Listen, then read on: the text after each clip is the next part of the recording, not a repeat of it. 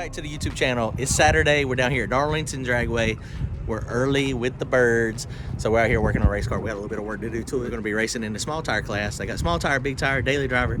They got like 3 or 4 classes. It's no prep. Logan 660, Carolina no times, putting on a huge no prep race.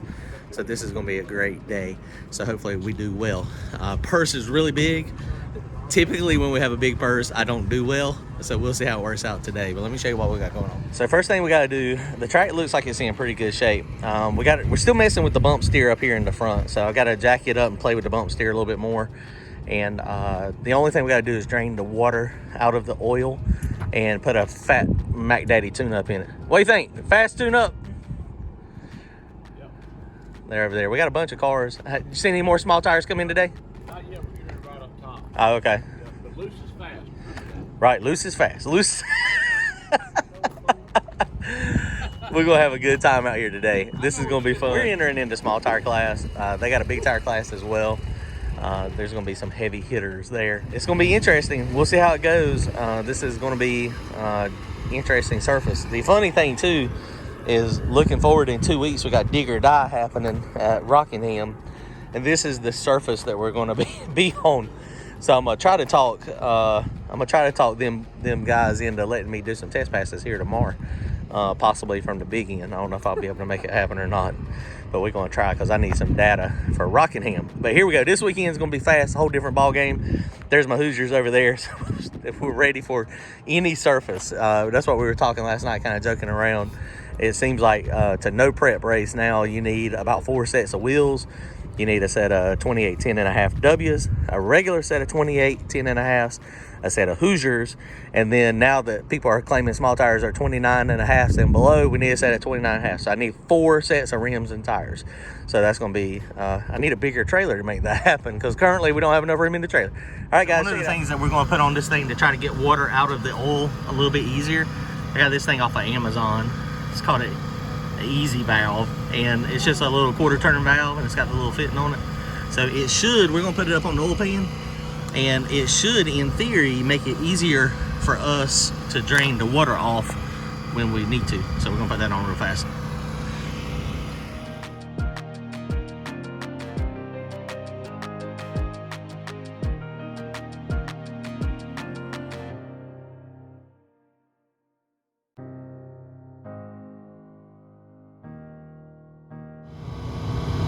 Okay, so the valve was successfully installed.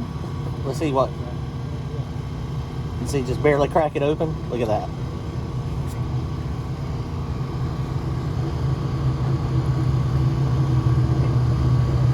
Green tint water. Still water.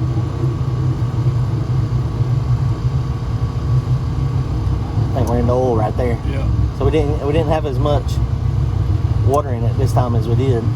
Okay, dude, kind of like that. Yeah. It is hanging down. It's hanging down just a tad, so we need to keep an eye on that. But it is above the transmission. Transmission pin. So the transmission pin will be the first thing that hits.